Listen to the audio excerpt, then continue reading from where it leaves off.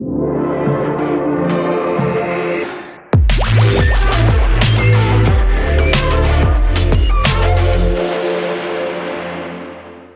want to share briefly the story of Escuela Nueva, which means new school, quality education for equity, peace, and citizenship. I mainly want to share some images. So first of all, I want to share what is this innovation about. I want to highlight it's one of the longest bottom-up innovations of the developing world that's still being sustained. And I think this is important to highlight.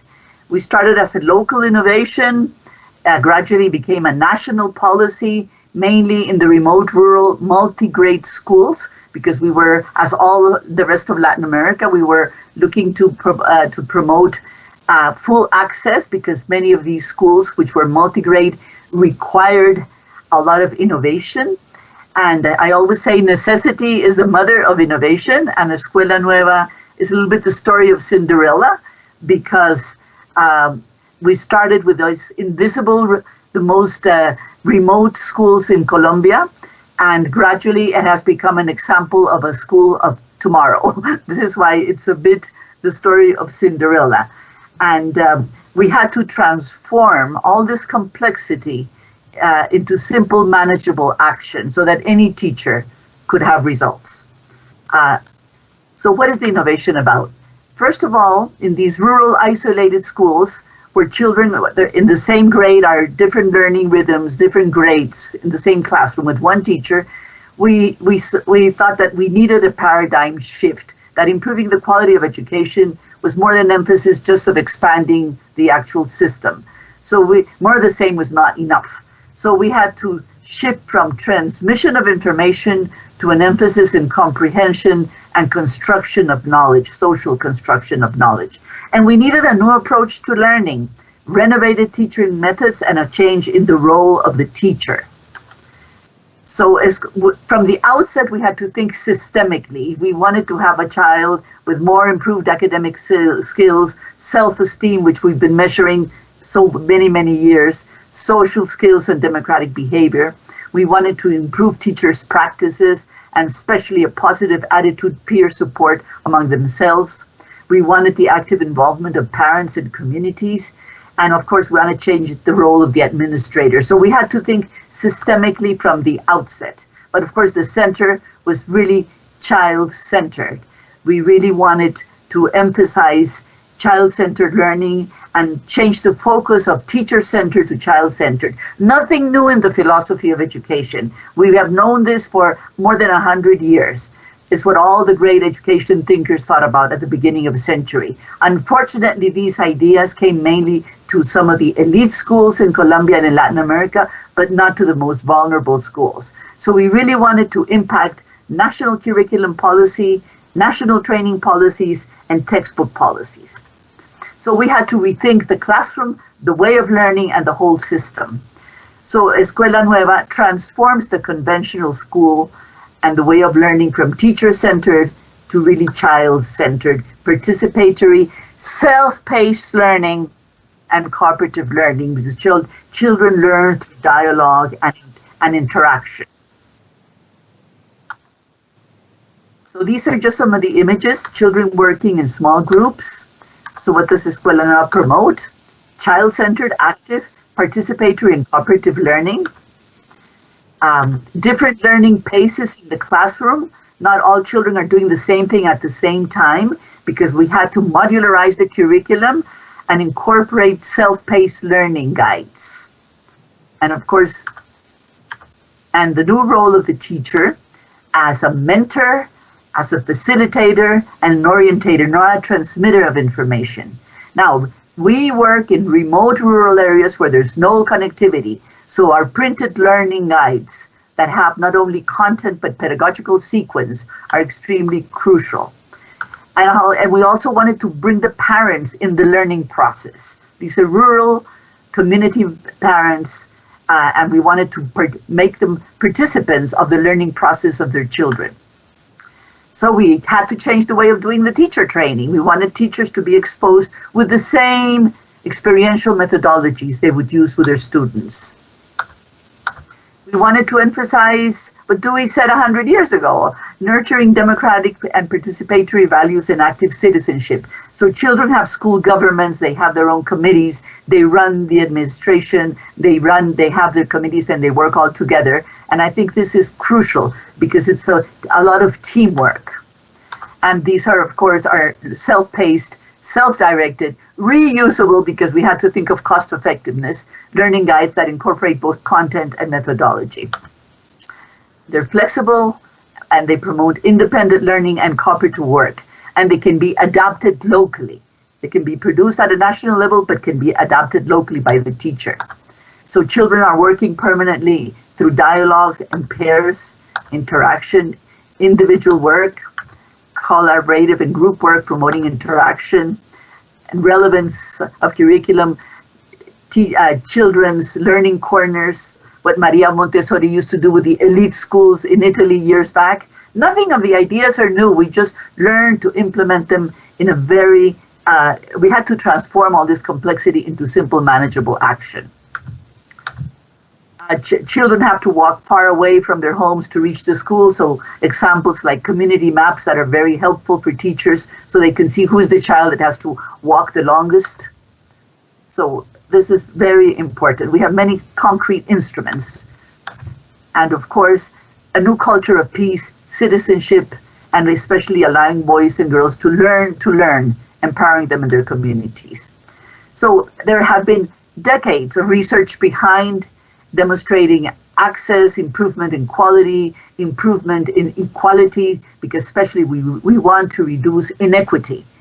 And of course, we wanted to develop the concept of social skills, have results in academic achievements and pluralism. There have been decades of research behind demonstrating how these schools, when it's well implemented, have an impact on improving not only achievement, but peaceful democratic behavior. Evaluations, UNESCO, University of London, Stanford University, my own alma mater, the World Bank, National Planning Department of Colombia, research institutes here in Colombia. There have been decades of research. And it is possible, yes, we can improve citizenship building, and of course, peaceful social interactions can be nurtured at school. Bullying is totally reduced. So the way we learn influences development of our social interactions. This is a research study on democratic behavior that was published in the University of London. And girls' participation, especially girls' self-esteem and leadership skills, are enhanced because we know cooperative learning is central to Escuela Nueva, which contributes to eliminate prejudice, stereotypes, and gender biases. So some important conclusions. The World Bank selected it years back as one of the 3 outstanding reforms in countries that had impacted successfully national policies. The United Nations Development Report selected it as one of the 3 achievements of the country. And I think this last research on socioeconomic levels is very important because Escuela Nueva compensates for socioeconomic limitations when comparing with children of higher socioeconomic levels. So it's the issue of reducing inequality. And of course, here are more studies, more recent studies. But all these are important because it just demonstrates that there has been a lot of research behind Escuela Nueva. So we have impacted more than 7 million children around the world, mainly through governments. This is important to highlight, not us directly. We have worked with governments. Now, innovations are very vulnerable to political and administrative changes. This is one of the issues. However, I want to highlight the importance of Vietnam, because the Vietnamese wanted the Colombian Escuela Nueva in the whole Vietnam, and we gave them technical assistance. We sent Colombian teachers to Vietnam, and they took the political decision, and they reached all the rural multi-grade schools in Vietnam. This is very important because it's a country that took the political decision and took it to scale, and with a good evaluation behind from the World Bank. Now, Escuela Nueva Foundation, it's an NGO. Once we have impacted national policy, once you scale up, then you have to scale down. We had to create our small NGO, Fundación Escuela Nueva, because we wanted to continue innovating. We wanted to adapt it to urban schools, to vulnerable urban schools. We wanted to adapt it to migrant children through Escuela Nueva learning circles. These are for displaced and migrant children. At the moment, we are working a lot with Venezuelan children that permanently are coming to Colombia. We have more than 2 million migrants in Colombia. We have furthered our conceptualization on cooperative learning, on peace education, on entrepreneurship, and of course, now we have an online campus and a community of practice called Renueva, and we're training online teachers in Colombia, which has been a tremendous challenge for us, but we're doing it. We are training 1,000 teachers virtually, and 7,000 were registered. They wanted to be trained. I wanted to highlight this that I saw in the newspaper so many years back, in the Colombian newspaper. We have the ability to solve problems, follow instructions, lead processes, meet deadlines, but most important, work in groups. If you have yes, you have a greater chance of getting a job. And this is exactly what are the 21st century skills promoting nowadays. Learning to learn, learning to criticize and accept criticism, to follow instructions, meet deadlines, critical thinking, taking on complex problems, learning to lead processes and take initiatives, especially through the school governments. It's amazing. Children learn to take risks, to communicate ideas. This is our challenge. In Latin America and in Colombia, we don't have connectivity in the rural areas. The teachers are learning how to use them now through our resource community of practice, Renueva, learning how to to test knowledge. I think the most important of all of the 21st century skills that we're working on is the ability to work in teams. So this is what I wanted to highlight. This is exactly the same, a more explicit development of 21st century skills in the ways of thinking, in the ways of living in the world, in the ways of working, and of course tools for working now. That's basically what I was reading before.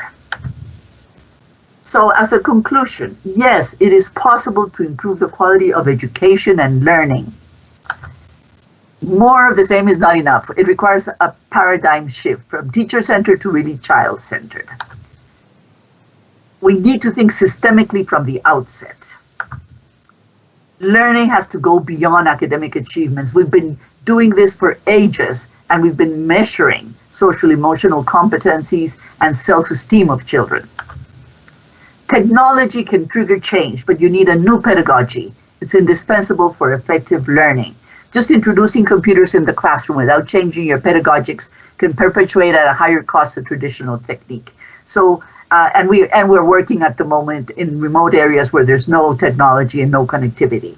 So children have been so accustomed to autonomous learning and following their learning guides, and the new role of the teacher is really taking shape now after the COVID, because teachers are becoming more mentors. And the most important thing is that they maintain their effective relationship with children. So I can say we need one more. This is our virtual campus of Escuela Nueva. Now we're training teachers through our virtual campus. It's mainly in Spanish, unfortunately. It's a big challenge for us because many other countries want to be inspired and to work with us, but this is our big challenge for next year. But we wanted to demonstrate that, yes, it is possible.